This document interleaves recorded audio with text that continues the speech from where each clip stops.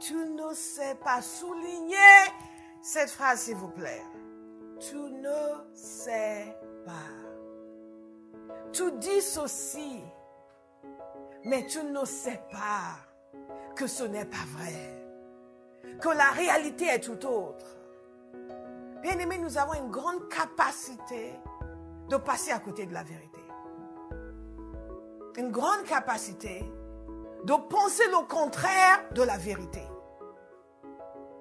Et c'est dangereux. Dangereux. Jésus leur dit, tu dis je suis riche. Je me suis enrichi. Je n'ai besoin de rien.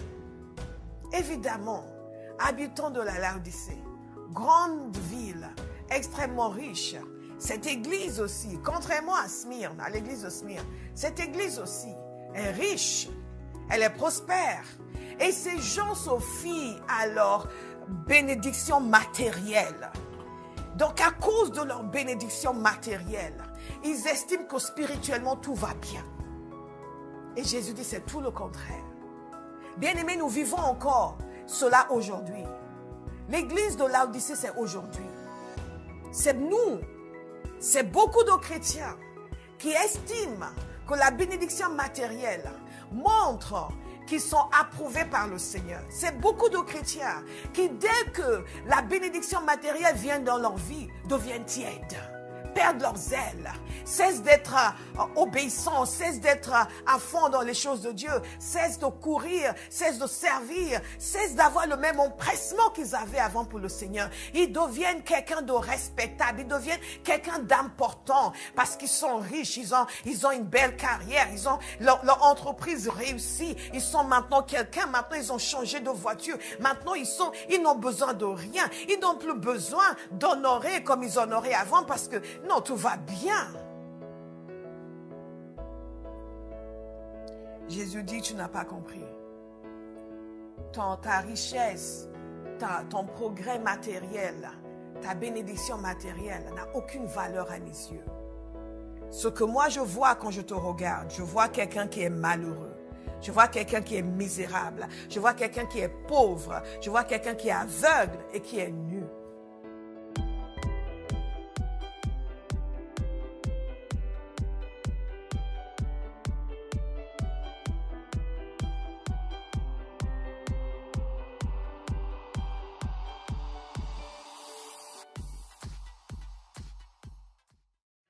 Alléluia.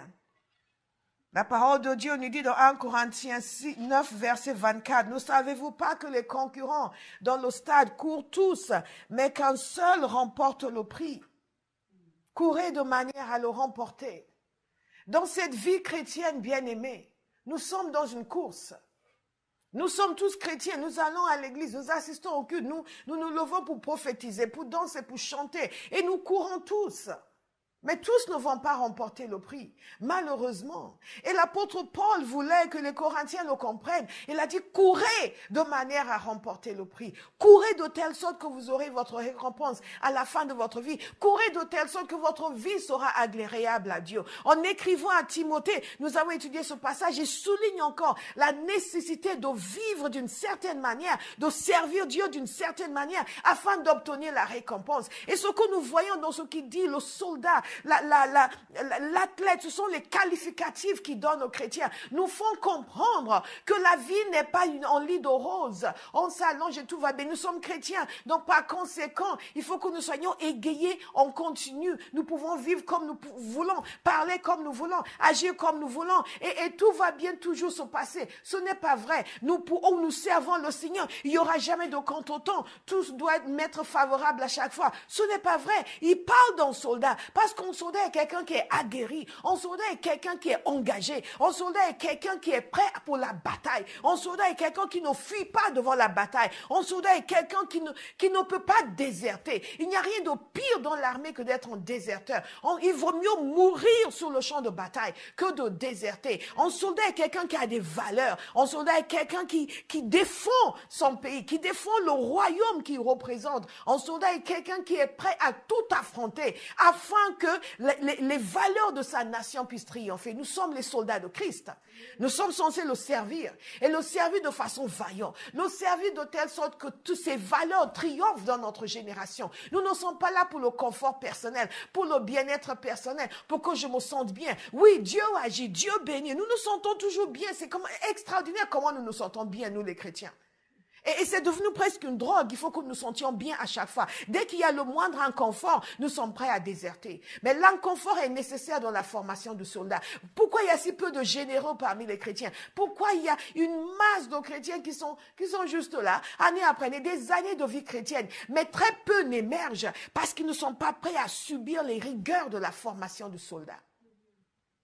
Mais nous avons aussi comme certitude qu'il y a une récompense.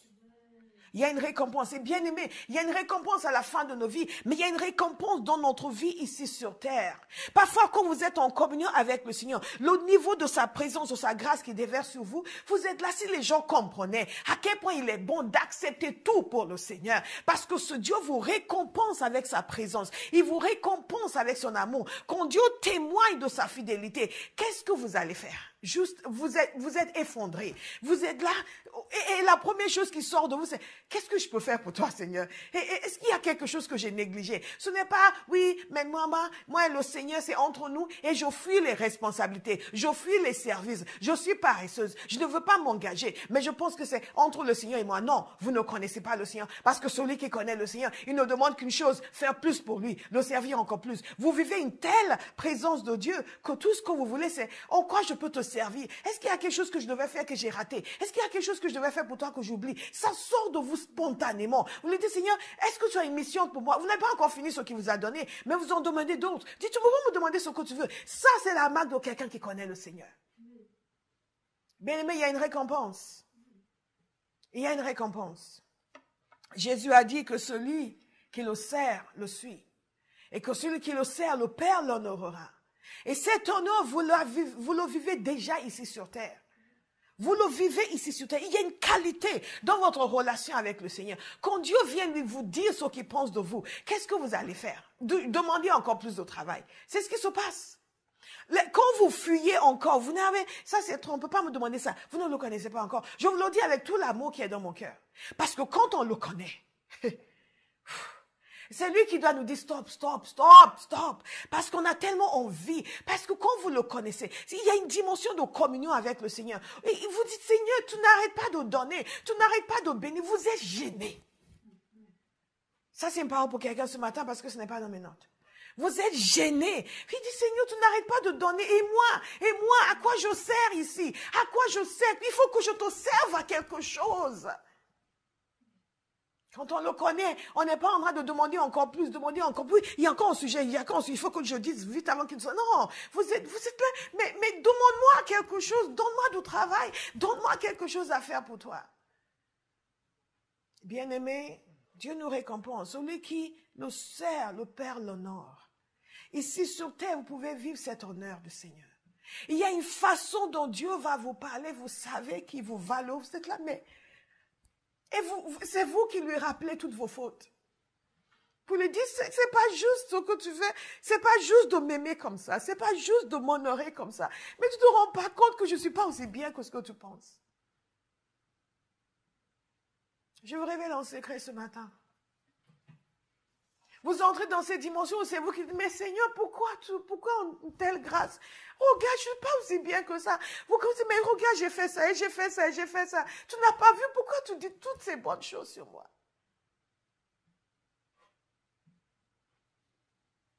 Certains voudront nous faire croire qu'ils connaissent le Seigneur. Et que le Seigneur leur a dit, tu n'as pas besoin de me servir, tu as ta vie à vivre. Non, vous ne le connaissez pas. Mais nous voulons le connaître. Est-ce que j'entends Amen, Abraham? Nous voulons le connaître. Nous voulons le connaître tel qu'il veut être connu. Nous voulons le connaître. Je veux le connaître comme Paul l'a connu déjà. Et après, je le connaîtrai mieux que Paul. Après, on va discuter quand je vais arriver au ciel pour dire qui le connaît mieux, toi ou moi? Parce que Paul a écrit à l'église au Corinth, il a dit, je remercie Dieu parce que je prie en langue plus que vous tous. Quand j'ai lu ça, je ne vais pas pouvoir dire ça de moi. Il y a de ces saintes concurrences dans les choses de Dieu. Vous dites, pasteur, où est-ce que nous voulons aller avec ça? Ce que je suis en train de vous dire aujourd'hui, bien aimé, c'est qu'il y a une récompense. Il y a une récompense. Il y a une récompense. On ne sert pas Dieu en vain. Il y a une récompense. Il y a une récompense pour ceux qui sont fidèles. Il y a une récompense pour ceux qui comprennent qu'il y a une couronne qui les attend. Il y a une récompense. Cette récompense doit vous pousser à mettre à mal la chair et les voies autres qui vous dissuadent de servir le Seigneur. Bien aimé, si quelqu'un vous dissuade, il ne vous aime pas.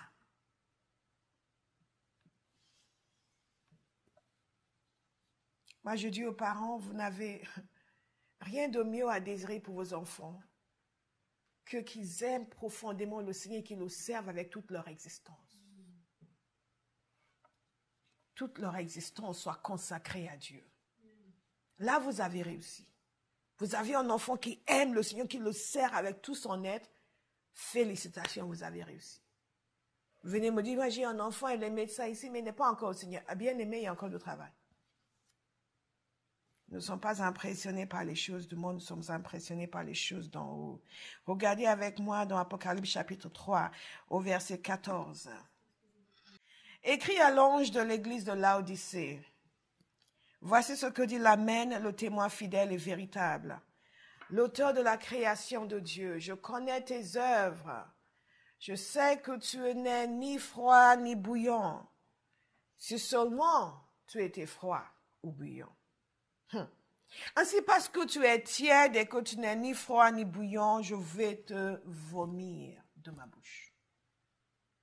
En effet, tu dis, je suis riche, je me suis enrichi et je n'ai besoin de rien, car tu ne sais pas que tu es malheureux, misérable, pauvre, aveugle et nu. Je te conseille donc d'acheter chez moi de l'or purifié par le feu, afin que tu deviennes vraiment riche, des vêtements blancs, afin que tu sois habillé et qu'on ne voit plus la honte de ta nudité, ainsi qu'un remède à appliquer sur tes yeux, afin que tu vois.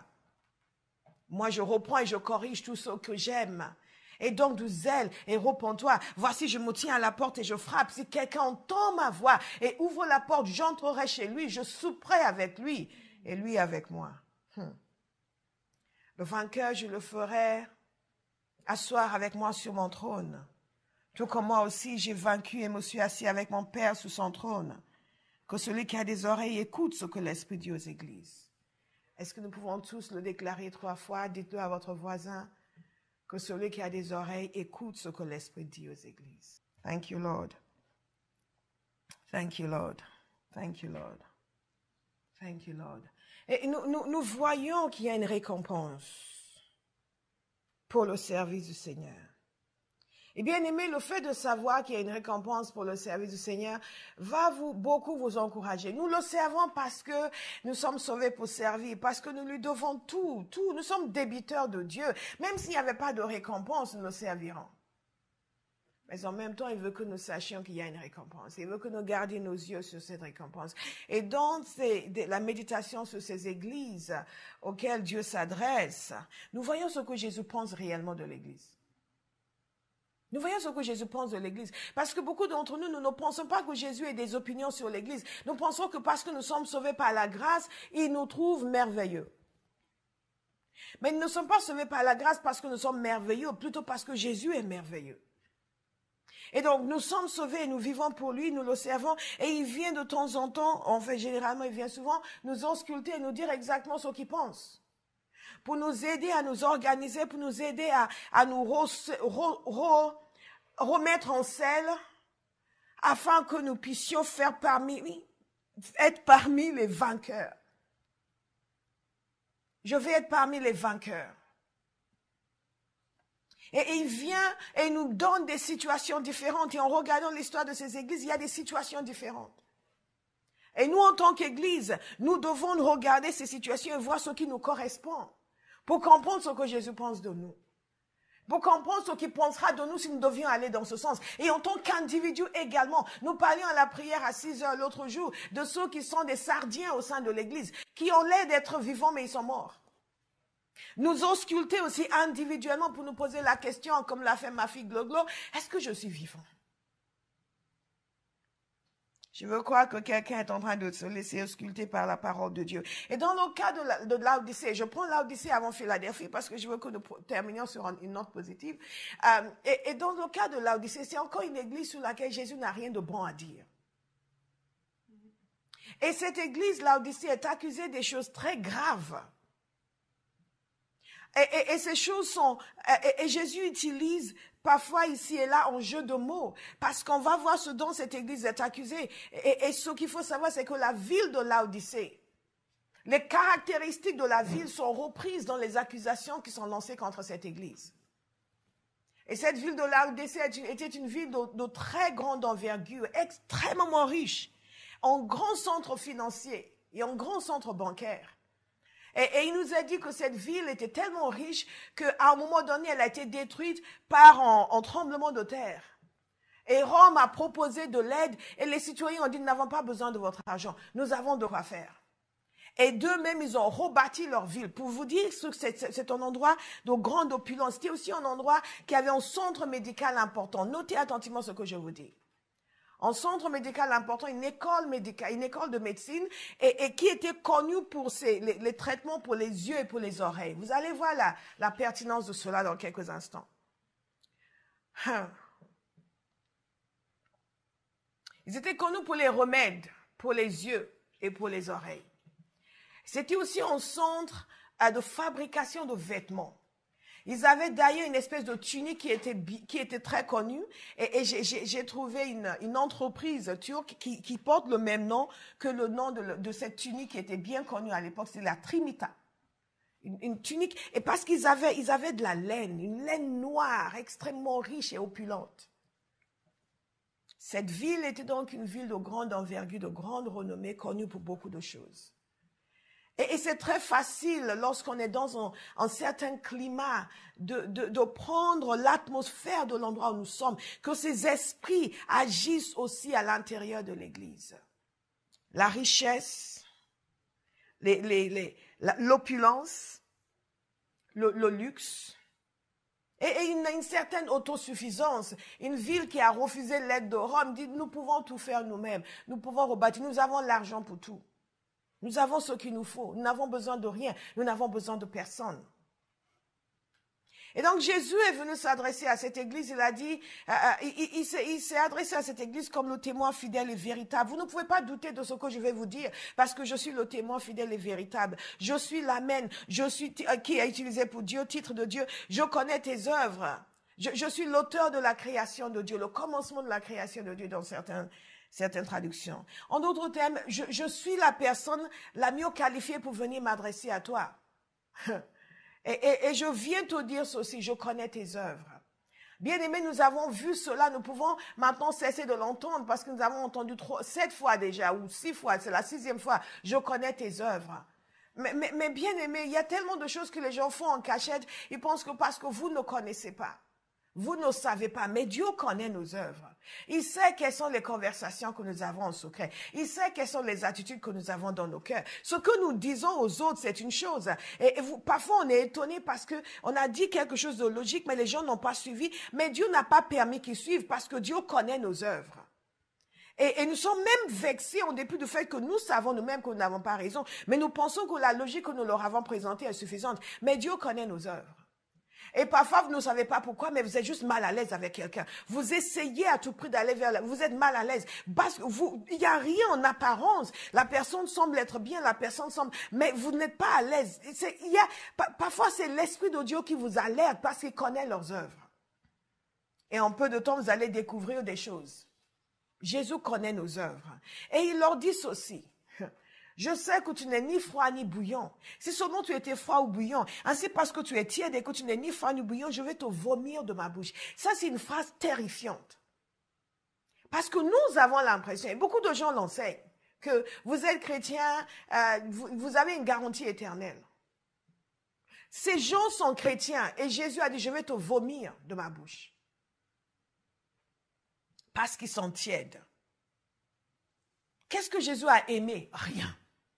Qu'est-ce qu'il a approuvé? Rien. Ce n'est même pas, vous êtes mauvais, mais il y a quelques-uns. Non, personne. Et c'est pour cela que cette lettre est la plus terrifiante. Et regardez ces gens. Ces gens ne sont pas des gens qui ont dit « je ne veux plus servir Jésus ». Ils seraient froids peut-être, ou même complètement à l'extérieur. Ce sont des gens qui disent être chrétiens. Et ce que nous voyons encore, nous allons venir à cela un peu plus tard, c'est qu'ils ne se voient pas comme Jésus les voit. Ils sont tièdes. S'ils sont tièdes, c'est parce qu'ils ont été chauds. Ils ont perdu leur ferveur, ils ont perdu leur chaleur. Et cette église a été évoquée par l'apôtre Paul dans l'épître aux Colossiens.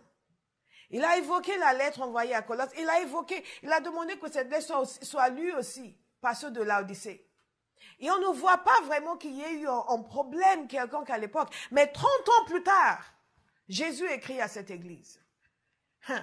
Nous pouvons penser que nous tenons ferme aujourd'hui. Mais nous avons intérêt à aller jusqu'au bout. C'est pour cela que la parole de Dieu, on nous dit dans Hébreu que nous avons besoin de persévérance. Cette marche avec Christ bien-aimé, c'est un marathon. Ce n'est pas en 100 mètres. Et il faut être prêt pour le marathon et être bien accompagné. Et ils étaient chauds, ils ont perdu leur feu. Mais ils pensaient que tout allait bien, parce qu'ils n'étaient pas froids. Mais Jésus n'était pas d'accord. Jésus n'estimait pas du tout que tout allait bien. Ils ont perdu leur feu. Ils n'avaient pas le même zèle qu'ils avaient au début. Ils n'aimaient pas le Seigneur comme ils devaient aimer le Seigneur. Leur cœur était éloigné de Jésus. Et ils ont perdu ou ils n'ont pas la révélation des réalités éternelles. Quand je vois les gens qui ont perdu leur feu, je vois des gens qui ont perdu la conscience des réalités éternelles. Ils vont vous dire, oui, mais en fait, tu vois, nous avons... Et ils vous parlent avec un ton de supériorité. Parce qu'ils pensent que vous êtes enflammé parce que vous êtes encore jeune. Vous n'avez pas encore vu la vie. Et donc, ils vous parlent avec un ton supérieur alors qu'ils devraient pleurer pour eux-mêmes. Et vous dire, ah non, nous avant, on était comme ça aussi. Nous aussi, on était toujours les premiers à l'église. Dès que le pasteur demandait des bénévoles, on était les premiers à se lever. Mais on a compris. Vous avez compris quoi? Vous avez compris les mensonges du diable? Non. Nous sommes en feu, nous restons en feu. Et Jésus a dit que les gens tièdes sont pour lui le dégoûtent. On vomit ce qui nous dégoûte. Il est réellement en train de nous dire ici, vous me dégoûtez par votre tiédeur. Bien-aimé, je suis triste de dire que ça s'applique à beaucoup de chrétiens. Tiède, tiède, tiède, tiède, tiède, tiède, tiède. Tiède, tiède, tiède, pas de feu, pas d'entrain, pas de zèle, pas d'empressement pour les choses de Dieu. Et on voit ça dans l'indifférence, leur indifférence vis-à-vis du mandat de Christ, leur indifférence vis-à-vis de l'œuvre du royaume, leur indifférence vis-à-vis des choses qui tiennent au cœur de Dieu. Si vous sentez que vous en faites partie ce matin, surtout ne soyez pas vexés contre moi. Dieu ne m'a pas parlé de vous spécialement, mais il s'adresse à vous quand même. Il s'adresse à vous. Comment est-ce que ça se manifeste? Ça se manifeste par le compromis. Des gens qui ne vont pas défendre l'évangile. Des gens qui ne vont pas s'avancer. Qui vont sourire bêtement quand les gens sont en train de parler contre Jésus. Qui vont faire comme si, ah non, moi je peux entrer dans des arguments. Tu sais, les arguments, ça n'aide en rien. Pendant que les gens sont en train de maudire votre Seigneur. Cela se manifeste par le compromis. Parce que ce sont des gens qui vont dire qu'ils évitent les excès. Les excès, c'est quand on a des valeurs. Des excès, c'est quand on respecte la voix du Seigneur. Pour eux, ce sont des excès. Oui, mais bon, demandez aux gens de prier à 5 heures du matin. Non, vous êtes tiède. On doit pouvoir vous demander de prier toute la nuit. Bien aimé, si vous vous sentez concerné, c'est sûr que vous êtes concerné. Je vous le dis avec tout l'amour que j'ai. Quand vous savez, j'applique tout message à moi-même avant de vous le prêcher. Et il y a des gens qui ont cette attitude, mais où est le problème si on fait ça? Mais quand même, faut pas être légaliste. Maintenant, il y a des vrais légalistes, mais il y a des gens qui traitent de légalistes tous ceux qui sont en feu et qui veulent faire ce qui est droit devant le Seigneur.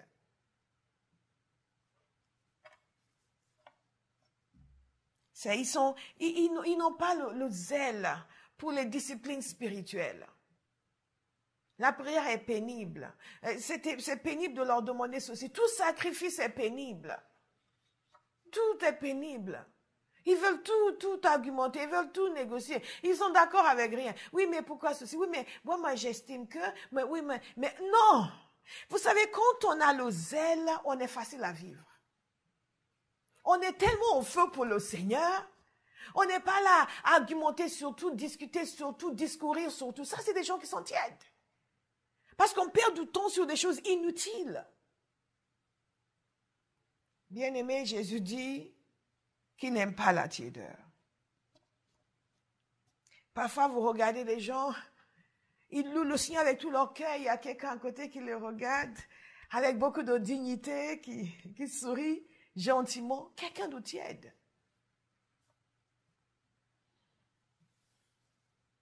Faible participation.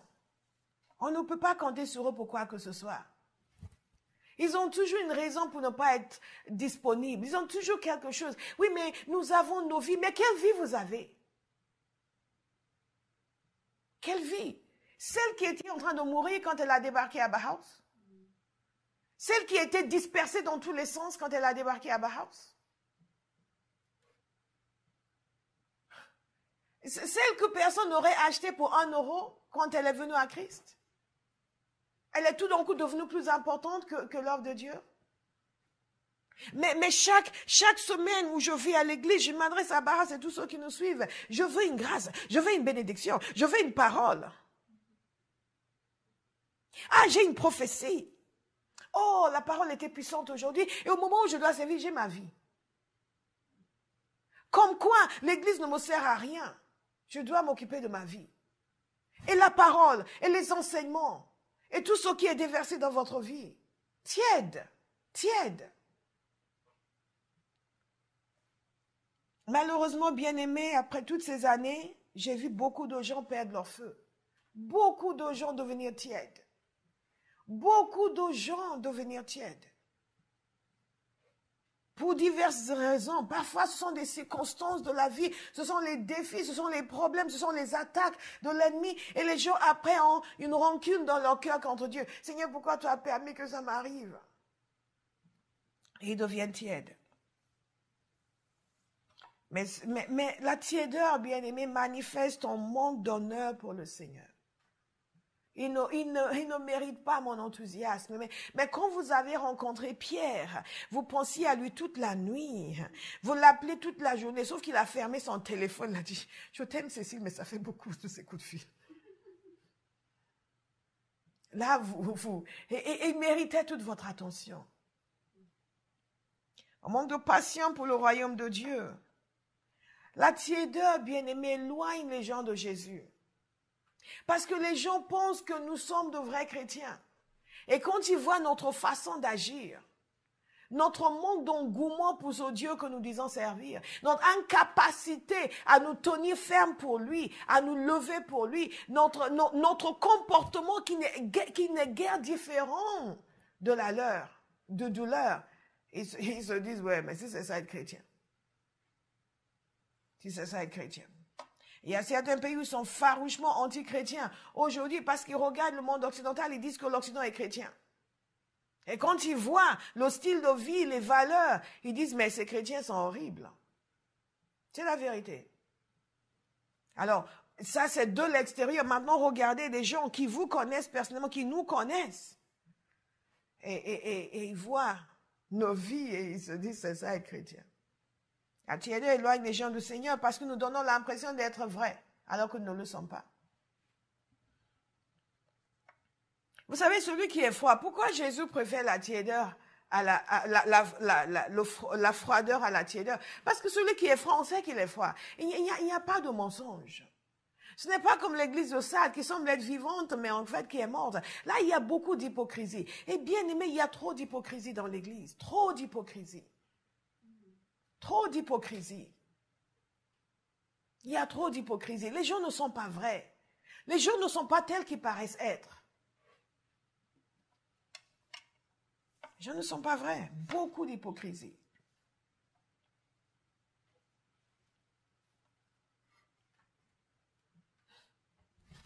Vous savez, ça se manifeste de différentes manières. Vous pouvez faire la liste vous-même. Peut-être qu'on va faire un devoir, chacun va faire la liste comment la tiédeur se manifeste. Ce que nous devons retenir ici, c'est que Jésus est contre la tiédeur. Il veut que nous soyons bouillants. Et celui qui est froid, sa condition est visible. Et sa condition peut être traitée. Il n'est pas en train de mentir à lui-même ou aux autres. Nous avons besoin de demander au Seigneur, est-ce que je suis tiède? Et les choses dont je me plains, est-ce que c'est vraiment que ces choses ne sont pas bonnes ou est-ce que c'est moi, parce que je suis tiède, que je ne veux pas? Est-ce que je suis tiède? À Bauhaus, est-ce que nous sommes tièdes? Nous devons poser la question, parce que ce message n'est pas donné pour que nous pointions les gens du doigt. Ce message est donné pour que nous nous examinions. Nous voulons recevoir notre récompense. Le Seigneur nous l'a promise. Yes, Lord. Donc, quand nous sommes tièdes, nous pouvons avoir l'impression de plaire au Seigneur, de vivre. Nous adoptons des valeurs qui sont différentes des valeurs du royaume, mais ça ne nous dérange pas parce que nous sommes tièdes. Nous sommes au milieu du chemin. Les gens nous sommes avec nos amis tièdes. Et quand vous êtes en feu, il y a toujours des gens dans l'église qui trouvent que vous en faites trop. Je dis toujours que quand personne ne trouve que vous en faites trop, vous n'en faites pas assez. Quand vous commencez à être en accord avec les gens qui avant pensaient que vous en faisiez trop, vous êtes devenu tiède. Vous êtes devenu tiède. Et ça s'applique bien sûr à l'église, ça s'applique aussi aux individus. Les individus deviennent arrogants, deviennent corrompus. Ont une influence négative sur les autres chrétiens. On ne veut pas avoir à dire aux gens de faire attention dans l'église. On veut vouloir leur dire, oh, tout le monde est merveilleux. Mais ce que Jésus dit ici, au sujet de toutes les églises, nous montre qu'à l'intérieur de nos églises, tout le monde n'est pas merveilleux. Il faut donc choisir nos modèles. Si le Seigneur nous permet cet après-midi, je vais vous parler de... Qui te l'a dit? Ce sera le sujet. Qui te l'a dit? Qui te l'a dit? Parce que parfois les gens nous disent des choses. Nous les acceptons comme vérité d'évangile. Et ces choses définissent nos vies et sont contraires à la volonté de Dieu pour nous. Malheureusement, il y a des gens qui sont tièdes qui vont avoir une influence pernicieuse, dévastatrice sur d'autres personnes. Qu'est-ce que Jésus reproche à cette église? Il reproche à cette église leur autosatisfaction. Regardez ce qu'ils disent. C'est vraiment merveilleux. Et vous allez voir ensuite la correspondance avec la ville de Laodicée. Regardez au verset 17. Est-ce que quelqu'un peut nous lire au verset 17, s'il vous plaît? Jésus leur dit, tu dis, je suis riche, je me suis enrichi et je n'ai besoin de rien. Et tu ne sais pas. Dites, tu ne sais pas. Dites-nous encore, tu ne sais pas. Tu ne sais pas. Soulignez cette phrase, s'il vous plaît. Tu ne sais pas. Tu dis ceci, mais tu ne sais pas que ce n'est pas vrai.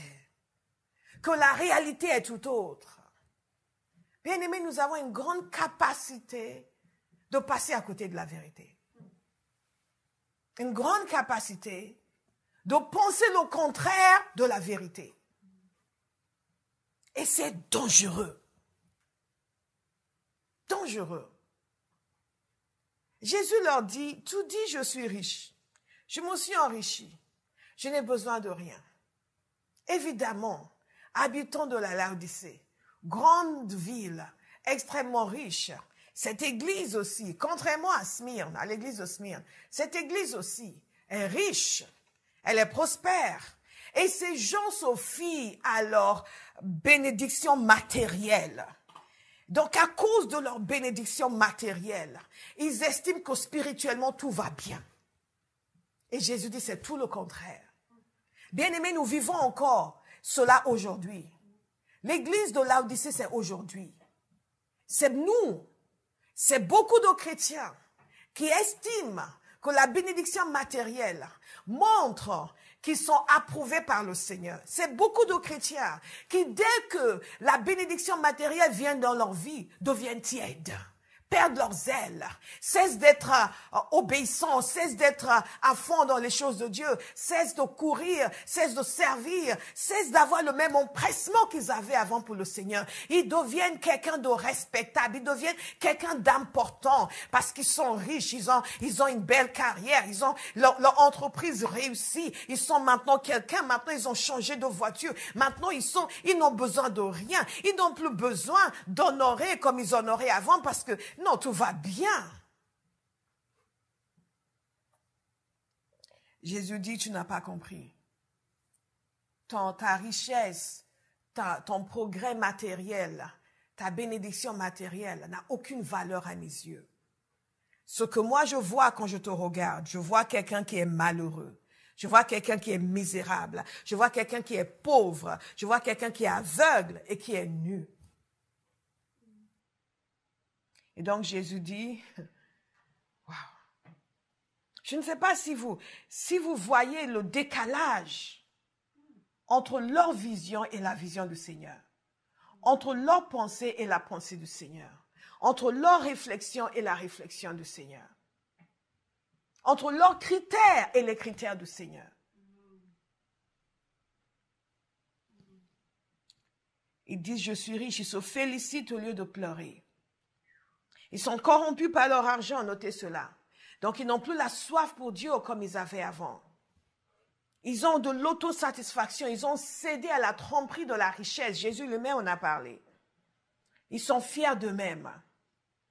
Leur sécurité, c'est dans ce qu'ils possèdent, ce n'est pas en Dieu. Ils déshonorent le Seigneur en ne reconnaissant pas que c'est lui leur source. Si vous reconnaissez que c'est lui votre source, quel que soit le progrès matériel que vous allez continuer à être zélé pour lui. Vous devenez dépendant de l'argent. Maintenant, vous n'avez plus besoin d'avoir autant d'empressement pour la prière, pour servir, pour honorer, parce que vous avez de quoi faire en banque. Votre assurance est dans ce que vous possédez. Dieu n'est plus celui qui va venir à votre secours. Il y a des gens qui sont zélés quand ils n'ont rien, parce que, si Dieu n'est pas là, je suis fini. Mais dès qu'ils ont quelques centaines de milliers d'euros en banque, ils sont bien. Ils n'ont plus tellement besoin du Seigneur.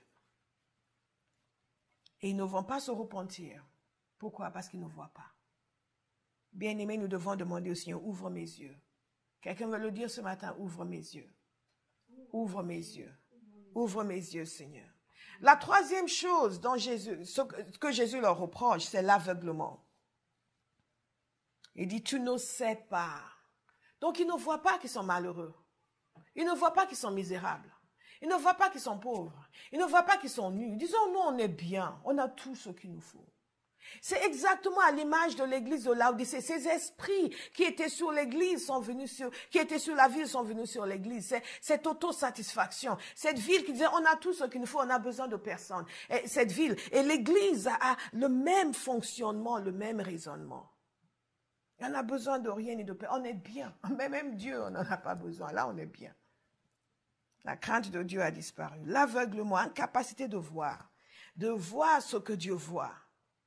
Les gens peuvent être aveuglés pendant des années, malheureusement. Et quand finalement les yeux s'ouvrent, le temps est passé. Que quelqu'un dise, Père, ouvre mes yeux. Père, ouvre mes yeux. Ouvre mes yeux, ouvre mes yeux, ouvre mes yeux. Que je vois ce que je dois voir. Il y a des gens qui sont imperméables à la sagesse, imperméables à la direction, imperméables à la correction. Ils sont persuadés de savoir alors qu'ils ne savent rien.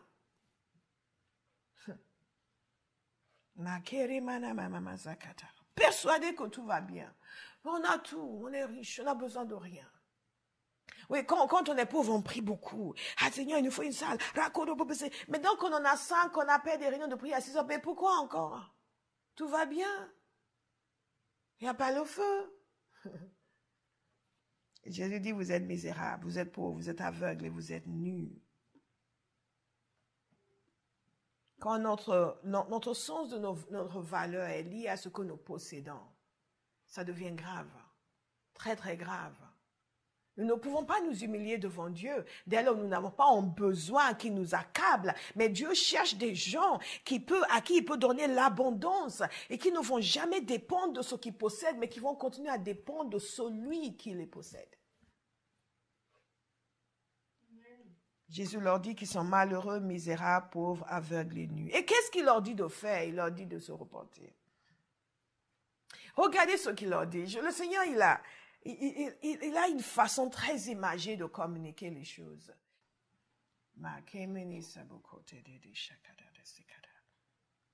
Jésus leur a dit d'acheter de l'or purifié, acheter chez lui de l'or purifié par le feu, afin qu'ils deviennent vraiment riches. En d'autres termes, la richesse que vous estimez, ce n'est pas ça la vraie richesse. La vraie, c'est celle que moi je vous donne. De l'or purifié par le feu. En d'autres termes, la vraie richesse que je vais vous donner, il y aura des tests, il y aura des difficultés, il y aura des tribulations, mais vous sortirez purifiés. Ça, c'est la vraie richesse. Mais nous pensons que la vraie richesse, c'est juste que tout me soit donné sur un plateau en or et j'ai une superbe carrière et Jésus même me trouve extraordinaire parce que regarde toute la dîme que je lui donne parce que Dieu est fauché. Qu'est-ce que Jésus leur dit encore? Il leur dit,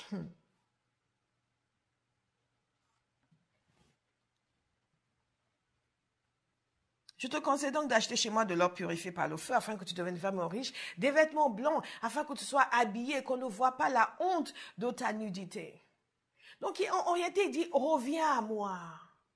Il demande à cette église de revenir à lui, de cesser de vivre dans le mensonge de ce qu'ils pensent être, parce que lui, il ne pense pas du bien d'eux du tout. D'abandonner leur voie, le chemin sur lequel ils étaient, de revenir à lui. Dit, tu vas avoir de vrais vêtements blancs. Tous tes vêtements de luxe sur lesquels tu as basé tes valeurs, sur lesquels tu as basé ta notoriété, ton sens d'importance, tout cela n'a aucune importance devant moi. Mais viens pour recevoir les vrais vêtements du royaume, ceux que moi je vais te donner. Mais pour que tu sois habillé, qu'on ne voit plus la honte de ta nudité. Maintenant, ça peut ne pas nous impacter comme ça, ici en Occident, comme ça pourrait impacter les gens ailleurs, parce qu'en Occident, on célèbre la nudité. Au contraire, donc c'est très bien qu'une femme se dévêtisse et qu'elle expose tout son corps. Oui, où est le problème? Il faut pas juger les gens. Mais chez les gens sensés, on n'expose pas sa nudité. Et quelqu'un qui exposé la nudité, c'est vraiment une honte, c'est une chose affreuse, c'est honteux, on se couvre. Donc c'est dans ce contexte que ce passage est écrit, parce que nous pouvons dire, ouais, mais bon, le problème, comme à la page, quoi. Non. C'est dans ce contexte, le contexte où c'est une véritable honte pour une personne d'être retrouvée nue à l'extérieur. Il dit à cette église, vous êtes nus, vous êtes exposés, vous êtes humiliés, vous avez accumulé la honte sur vous à cause de votre manière d'être. Vous regardez les gens qui pensaient être bien. Dieu les regarde, il dit, c'est honteux ce que vous êtes. Aïe.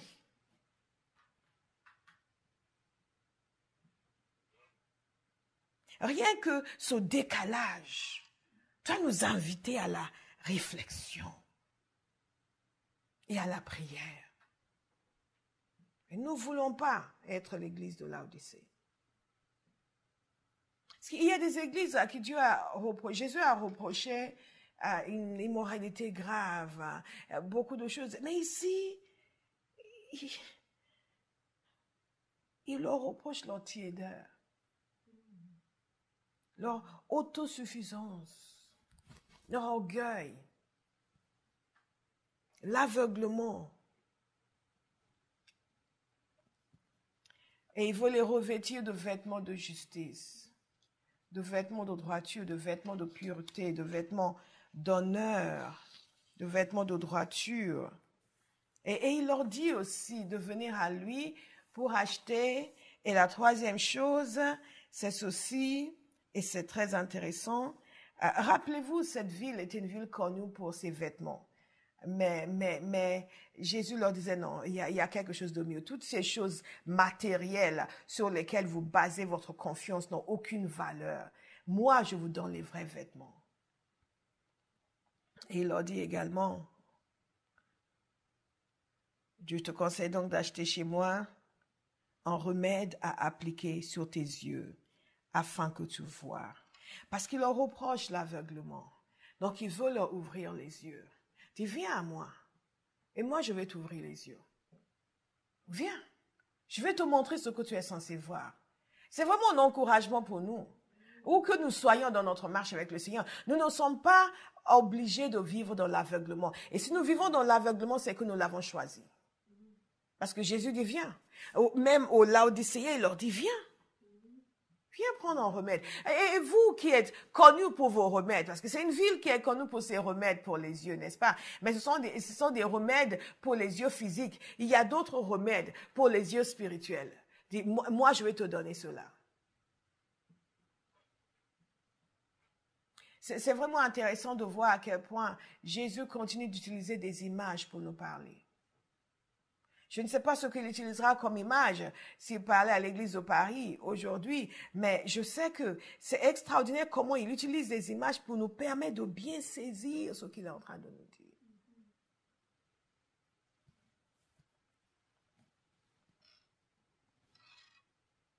Et ce qu'il dit par la suite est extraordinaire. Je ne sais pas combien de fois j'ai dit extraordinaire dans ce message, mais c'est vraiment extraordinaire. Il dit ceci. Moi, je reprends et je corrige tout ce que j'aime. Moi, je reprends et je corrige tout ce que j'aime. Moi, je reprends et je corrige tout ce que j'aime. Si vous vous sentez repris aujourd'hui, c'est le témoignage que Jésus vous aime. Si vous sentez une correction, c'est le témoignage que Jésus vous aime. Je dis toujours que ceux qui n'ont jamais senti le Seigneur les reprendre, ils ne le connaissent pas encore. Mais en dépit des choses graves dont cette église est coupable, Jésus leur donne encore de l'espoir. Et il leur dit, si je vous dis tout ça, c'est parce que je vous aime. C'est parce que je vous aime. Et bien aimé, c'est comme ça que nous devons recevoir la correction dans nos vies. La correction vient parce que Dieu nous aime. Les enfants sont repris par leurs parents, pas parce qu'ils les détestent, parce qu'ils les aiment. Et ils veulent qu'ils changent pour devenir meilleurs. Et Jésus nous reprend parce qu'il nous aime. Et il dit les choses de façon très claire. Il dit, bon, on pourrait quand même vous voir comme des gens malheureux. Bon, on pourrait avoir l'impression que vous êtes pauvres. Ça donne parfois l'impression. Non, il a dit, vous êtes malheureux. Vous êtes pauvres. Vous êtes nus. Et bien aimé, si on sert le Seigneur, on doit accepter d'être repris et corrigé. Une des choses sur lesquelles je suis décidée, c'est que je vais honorer le Seigneur dans mon service pour lui. Personne ne se tiendra devant le trône de Dieu, qui a été à un moment donné membre dans l'église dont je suis pasteur, quelqu'un dont j'ai eu la charge spirituelle, qui va dire au Seigneur que je ne l'ai pas repris et je ne l'ai pas averti. Personne. Je ne serai pas coupable. Je serai toute ma vie, comme l'apôtre Paul, innocent du sang de tout homme. Votre manière de le prendre dépend de vous. Mais Jésus dit ceci, je reprends et je corrige tout ce que j'aime. Et donc du zèle et repens-toi. Donc il dit, je suis en train de te dire ces choses parce que je t'aime. Donc maintenant deviens bouillon. Et repens-toi, change de direction. Et c'est une citation de Proverbe 3, verset 12. Proverbe 3, verset 12 nous dit ceci, car l'Éternel châtie celui qu'il aime, comme on perd l'enfant qui chérit. Je veux que vous voyez à quel point Dieu est merveilleux, parce que ça, c'est la lettre la plus terrible. Il dit, je vous vomirai de ma bouche. Et il dit aussi, je vous dis ça parce que je vous aime. Donc maintenant, repentez-vous. Maintenant, changez, pour que je n'ai pas à vous vomir de ma bouche. Qu'est-ce qu'il menace? Il menace de les vomir de sa bouche. Il menace de les rejeter complètement. Il menace de les vomir. Ils seront privés de la présence de Dieu. Là, ils deviendront vraiment froids. Mais il continue à promettre. Regardez avec moi au verset 20. Est-ce que quelqu'un peut lire le verset 20 et 21, les versets 20 et 21, s'il vous plaît?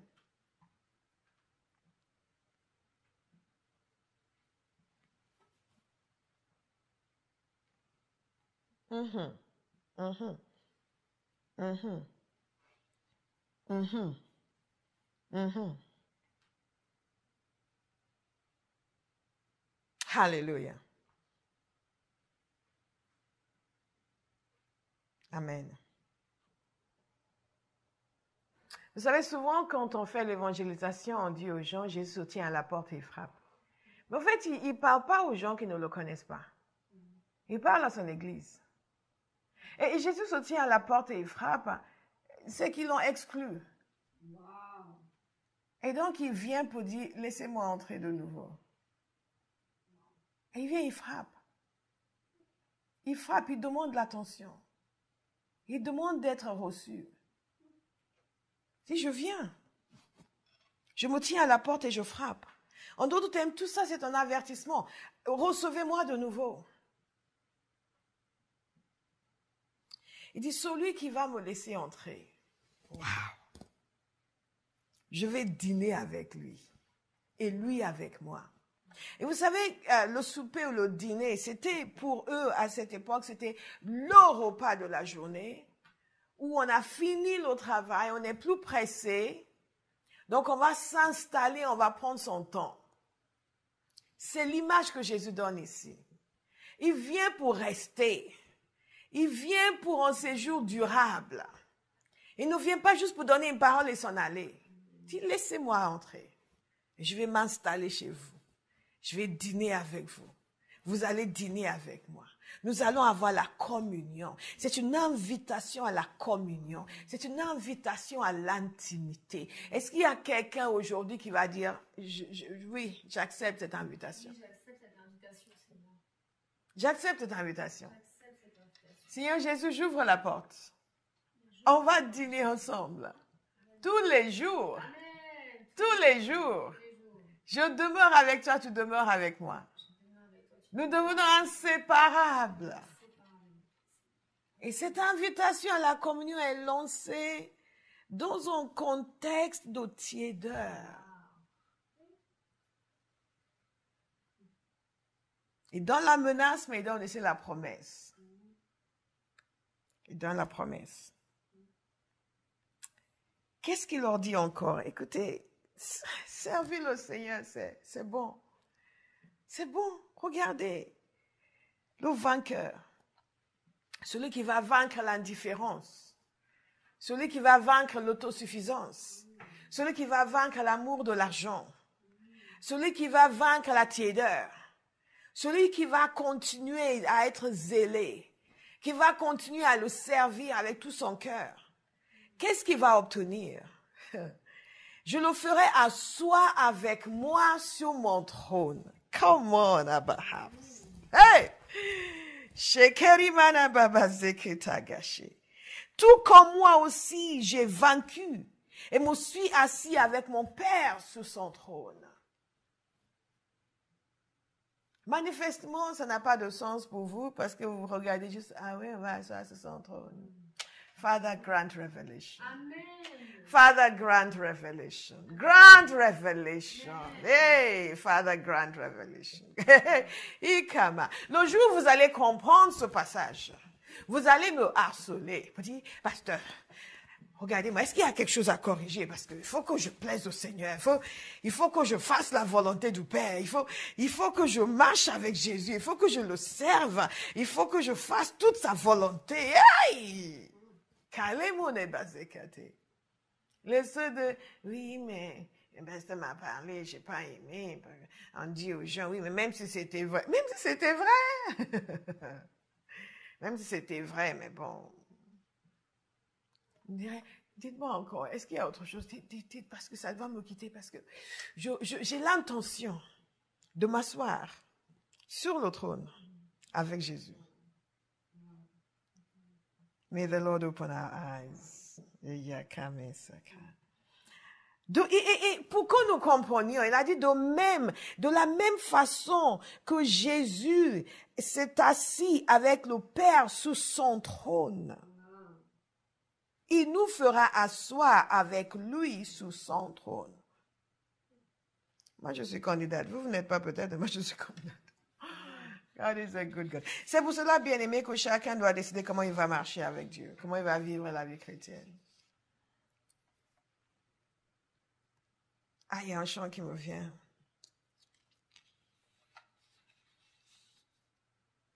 As for me and my house, we will serve the Lord. As for me and my house, we will serve the Lord. Quelque chose dans ce genre. As for me and my house. Je ne sais pas pour tonton Kali.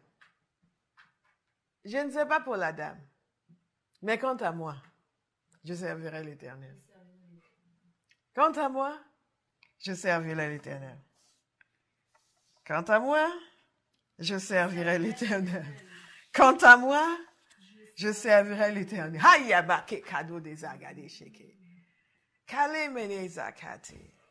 La parole de Dieu dit que rien ne manque à celui qui le sert. J'ai noté quelque chose ici, c'est que l'amour de Jésus est extraordinaire. Ça, c'est encore un extraordinaire. Mais tous ces mots, en fait, sont différents en anglais. C'est juste en français que j'utilise extraordinaire. The love of Christ is astounding, étonnante.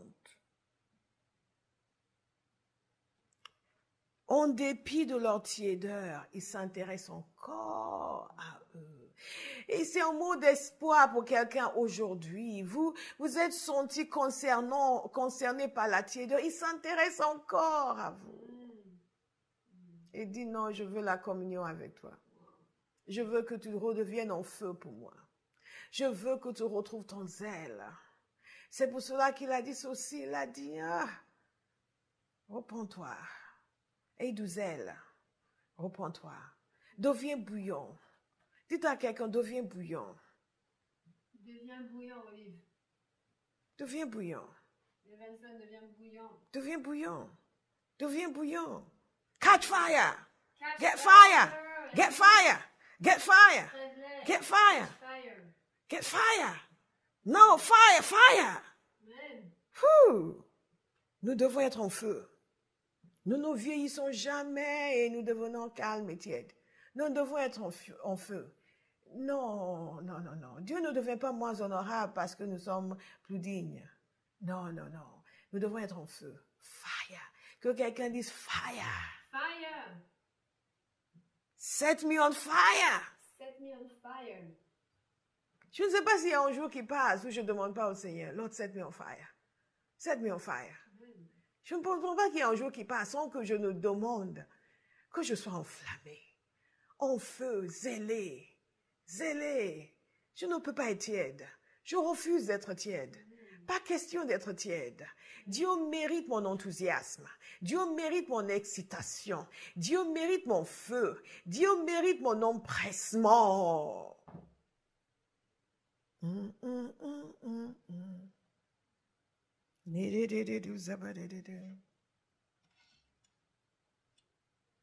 Il offre la communion à chacun ce matin. Il offre l'intimité à chacun ce matin. Il nous offre la possibilité de nous voir comme lui nous voit et de changer. Il nous offre de régner avec lui. Je reprends et je corrige ce que j'aime. Je reprends et je corrige ce que j'aime. Je vais inviter quelqu'un ce matin à prier, à laisser Dieu lui montrer. Parce que nous a dit aussi que celui qui a des oreilles écoute ce que l'Esprit dit aux églises. Que celui qui a des oreilles écoute. Nous avons besoin d'écouter. Beaucoup d'entre nous, nous parlons beaucoup, mais nous écoutons peu. Même en prière, nous n'écoutons pas. Nous parlons tout le temps. Tout le temps, tout le temps. Il y a de longues années de cela, j'avais entendu un serviteur de Dieu que je respecte beaucoup dire qu'il faut beaucoup écouter dans la prière. J'étais encore jeune dans la foi et ça m'a beaucoup aidé. Parce que si on me parlait, moi je voulais parler. Je pensais qu'il fallait que je lui parle. Et ça m'a confirmé dans ce que j'avais commencé à comprendre qu'il faut écouter. Et il disait,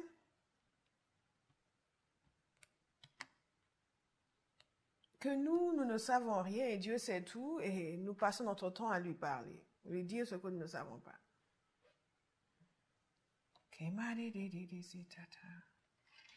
Nous devons écouter. Il y a des gens qui passent leur temps à essayer de convaincre le Seigneur de quelque chose qui est contre sa volonté, en justifiant leurs actions, en justifiant leurs décisions, en justifiant leurs choix. Parfois, ce sont les autres que nous essayons de convaincre, parce que s'il y a quelqu'un d'autre qui pense comme nous, ou quelqu'un d'autre qui pense comme nous, là, on peut aller devant le Seigneur. Je ne suis pas la seule à penser que... Mais il faut que nous arrêtions de jouer. Il s'agit de notre vie et de notre destinée. Et... Thank you, Holy Spirit. Yes, Lord. Vous savez, le mensonge attire le mensonge. Il y a beaucoup de gens qui sont enfermés dans un climat de mensonge parce que eux-mêmes aiment le mensonge. Et donc, il y a comme quelque chose sur leur vie. Je suis en train de parler à quelqu'un qui m'écoute. Il y a comme quelque chose sur leur vie que les gens leur parlent et ne leur disent jamais la vérité. Même quand ils connaissent la vérité, ils ne vont pas la dire. Ils vont juste dire quelque chose parce qu'il y a quelque chose sur eux qui... Et les mêmes vont aller ailleurs dire la vérité à quelqu'un d'autre. Et parfois, il vous arrive d'entendre quelque chose, mais pourquoi il ne m'a pas dit ça? Pourquoi il ne m'a pas dit? Alors vous en voulez à la personne parce que, mais elle aurait dû me dire ça. Oui, mais moi, je suis partie sur la base de ceci et elle savait ça et ne m'avait pas dit.